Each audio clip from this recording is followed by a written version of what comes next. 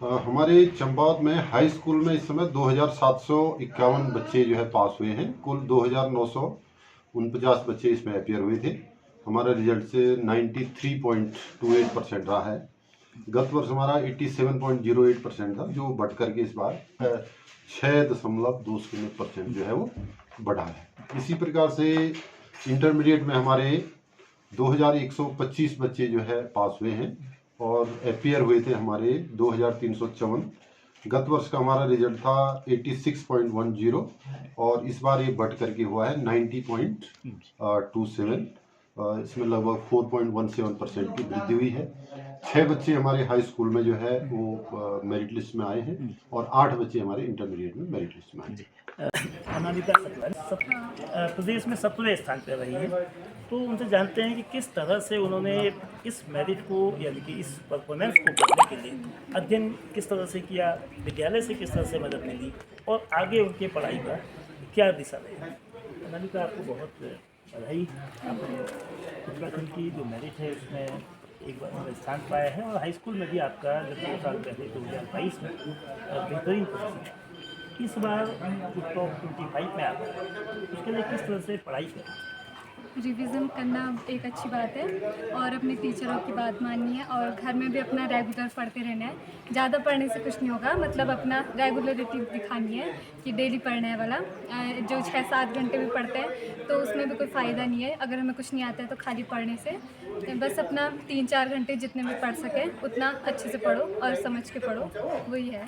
तो reading, writing और revision का जो फॉर्मूला है वो आपने अपने पढ़ाई में, तो विद्यालय के समय के बाद यानी कि विद्यालय मतलब जो विवेकानंद विद्या मंदिर इंटर कॉलेज में तो आपको पढ़ाया जाता होगा, तो घर में कैसे मैनेज करते, क्योंकि मुश्किल से 5 घंटे मिलते होंगे स्कूल के बाद, तो कैसे, चूँकि आप सोशल मीडिया का जमाना चीज़ें हैं, कैसे इस समय प्रबंधन अध्ययन प्रबंधन? सबसे पहले तो मैं सोशल मीडिया में थी पहले, पर मैंने फिर जब 12th में आई तो मैंने बंद कर दिया था सब।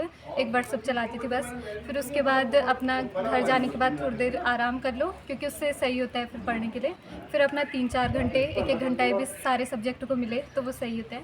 स्टार्टिंग में हिंदी इंग्लिश को ना भी दे तो वो सही है। फिर उसके बाद जैसे हमारा अक्टूबर आ जाता है फिर उसके बाद से हिंदी इंग्लिश को भी पढ़ना स्टार्ट करो थोड़ा। और राइटिंग का होता है रोल सबसे ज़्यादा और लिखने का, जो कि मेरा भी वही था, तो हम मेरे आगे।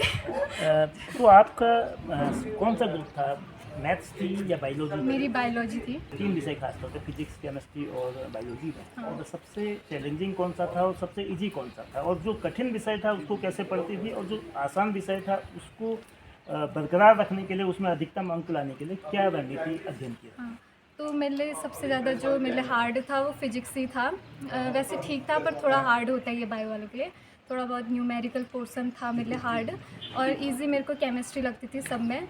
स्टार्टिंग में नहीं लगती थी पर फिर बाद में मुझे केमिस्ट्री इजी लगी और फिर बायो। तो हार्ड में अपना ज़्यादा से ज़्यादा देना है और वही है। तो कामयाबी का श्रेय किसको देंगे आप? मैं अपनी मम्मी पापा और अपने भाई बहनों को और सारे टीचर्स को ही देना चाहूँगी। तो अब इंटर आपने कर दिया, इसके बाद क्या आगे की आपकी हायर एजुकेशन में मतलब जो नीट वगैरह में जाएंगे, किस तरह से आगे?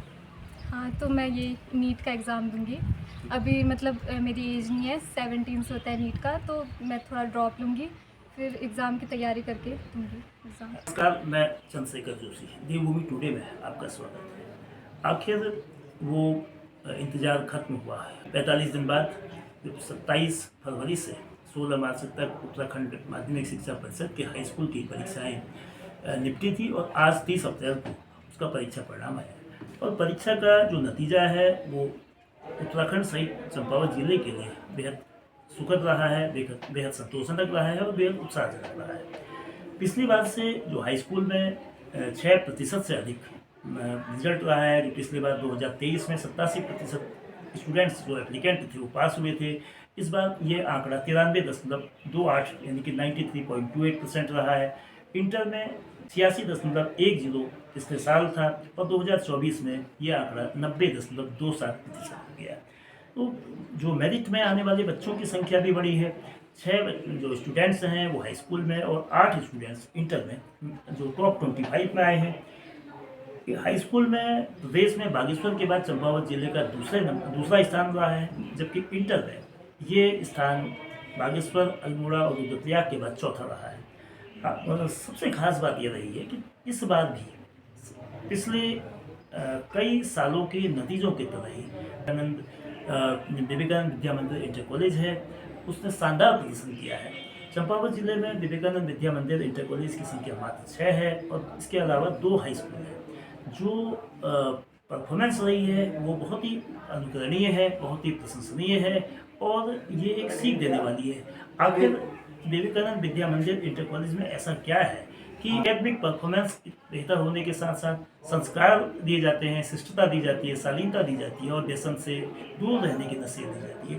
तो ये सब एक संसाधनों की सीमितता के बावजूद ये कैसे होता है, इसको जानने के लिए हमारे साथ विवेकानंद विद्या मंदिर इंटर कॉलेज के प्रिंसिपल साहब जो है आचार्य सुरेशानंद जी है। तो बहुत स्वागत है प्रिंसिपल साहब आपका, बहुत आपको बधाई। जिस तरह से आज रिजल्ट आया है और रिजल्ट बहुत उत्साहजनक है।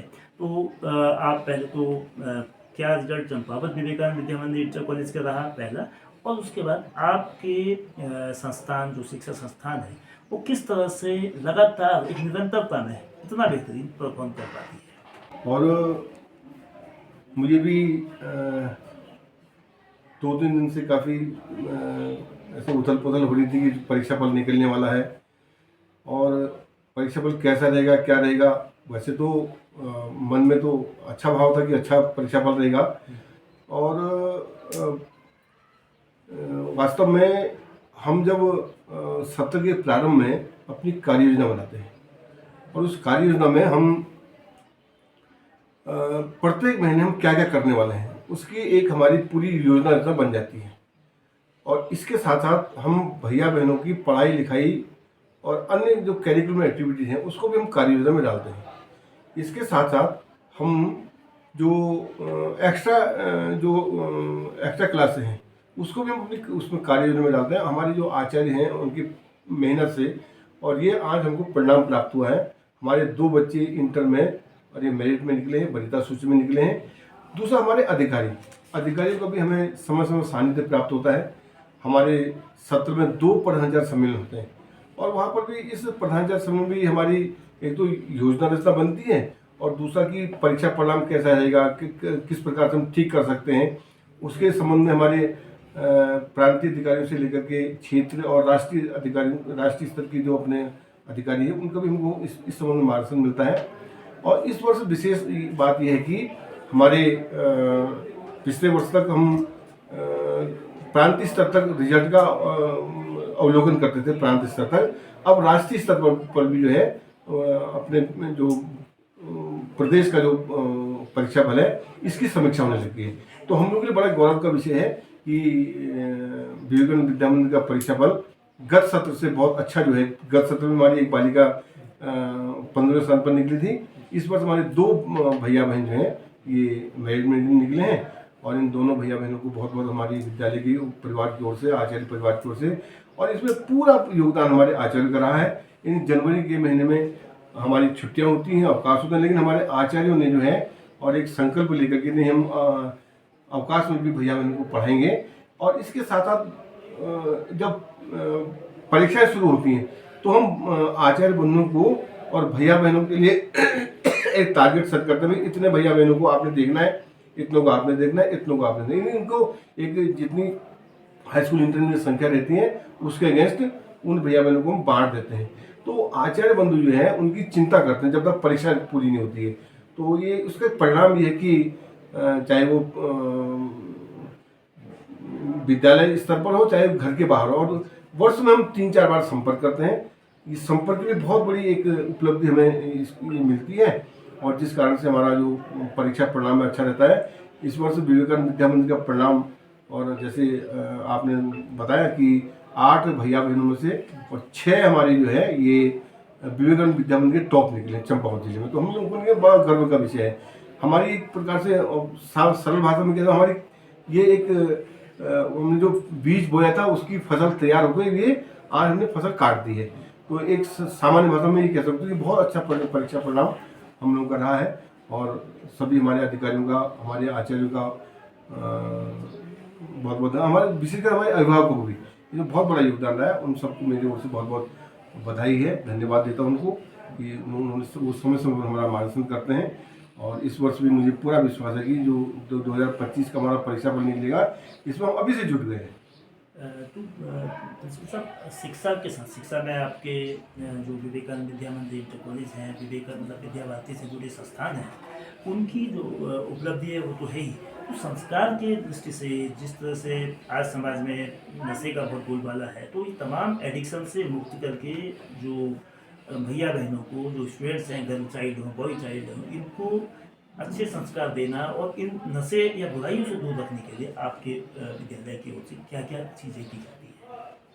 सबसे पहले तो सर हम संस्कार देने के लिए, क्योंकि विद्या भारती के जो विद्यालय हैं, चाहे वो प्राथमिक स्तर के हों, शिशु मंदिर से लेकर के और हाई स्कूल इंटर तक, सबसे पहले तो जैसे लोग कहते हैं कि भाई यहाँ पढ़ाई के साथ संस्कार मिलते हैं, तो हम ये कहते हैं संस्कार मैंने क्या, मैं जब आचार्य के साथ बैठता हूँ या अन्य अभिभावक के साथ चर्चा वार्ता करूँ, तो संस्कार के पैरामीटर बहुत हैं।